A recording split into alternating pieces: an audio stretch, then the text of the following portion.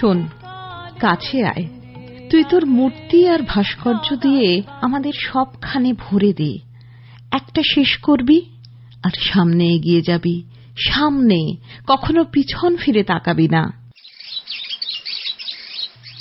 বাঁকুড়ার প্রত্যন্ত গ্রাম থেকে শান্তিনিকেতনে শিল্পের পাঠ নিতে আসা বিস্ময় তরুণটিকে বলেছিলেন কবিগুরু রবীন্দ্রনাথ ঠাকুর।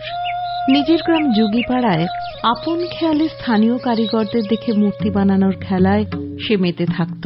তার প্রতিভা দেখে জাতীয়তাবাদী প্রকাশক রামানন্দ চট্টোপাধ্যায় তাকে কলা ভবনে পাঠান।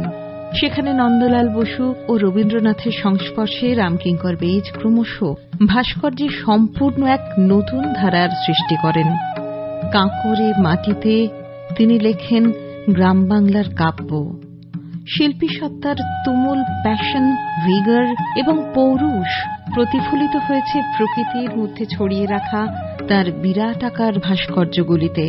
রামকিঙ্করের ভাস্কর্যের বিভিন্ন দিক নিয়ে বললেন কলকাতার government college of art and ক্রাফটের ভাস্কর্যের অধ্যাপক মৃণাল কান্তি গায়েন।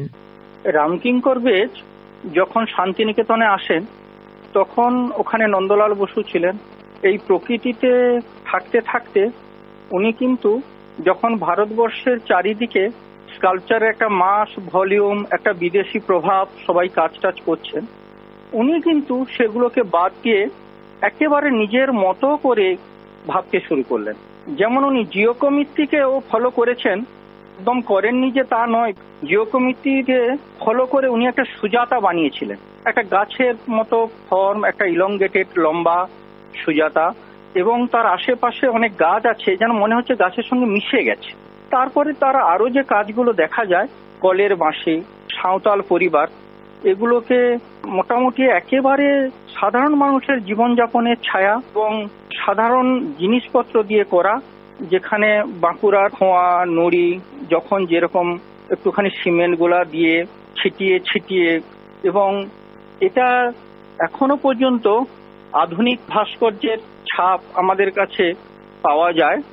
এনভায়রনমেন্টাল এবং আধুনিকরণ যে ভাস্কর্য প্রথম আমাদের দেশে রামকিঙ্কর বেইজই আনেন এবং উনি তৈরি করেন।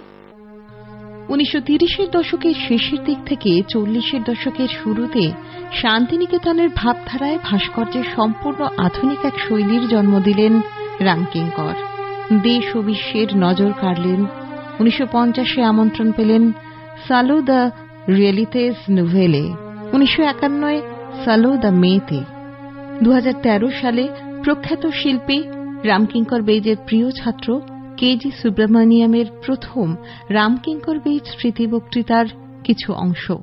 Ramkinkar's landscape sketches were a little different from the kind of watercolor landscape produced in the official art schools of that time.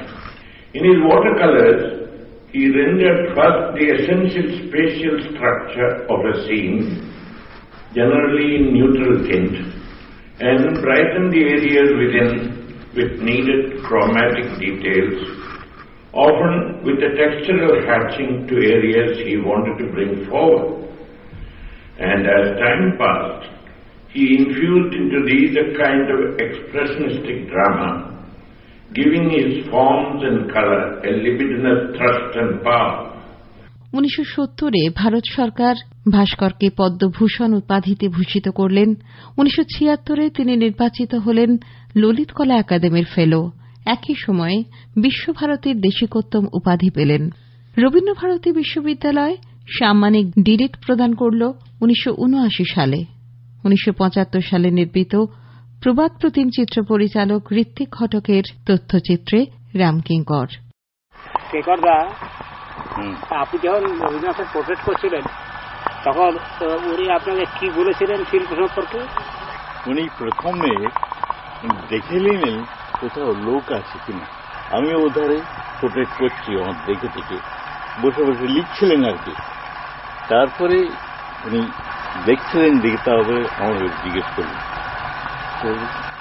দেখ যখন কিছু দেখবে বাঘের মতন ঘাড় মুক্তি ধরবে, পিছনে আর তাকাবে না, এই হচ্ছে স্যার শেষ কথা। শিল্পী রামকিঙ্কর বেইজ শতাব্দীর বিস্ময়, আরো বিস্ময়কর তার জীবন, যা অনিঃশেষ সংগ্রামের, সাধনার, সাফল্যের, বিশ্বাসে অটল, জীবনবোধে অবিচল, নাটকীয়তায় উদ্বেল। 1980 সালের 2 আগস্ট ইতি হাসপাতালে যুগোত্তীর্ণ এই শিল্পীর জীবনাবসান হয়। শেষ ভাস্কর্যটি গড়েন হাসপাতালে রোগশয্যায় দুর্গামূর্তি।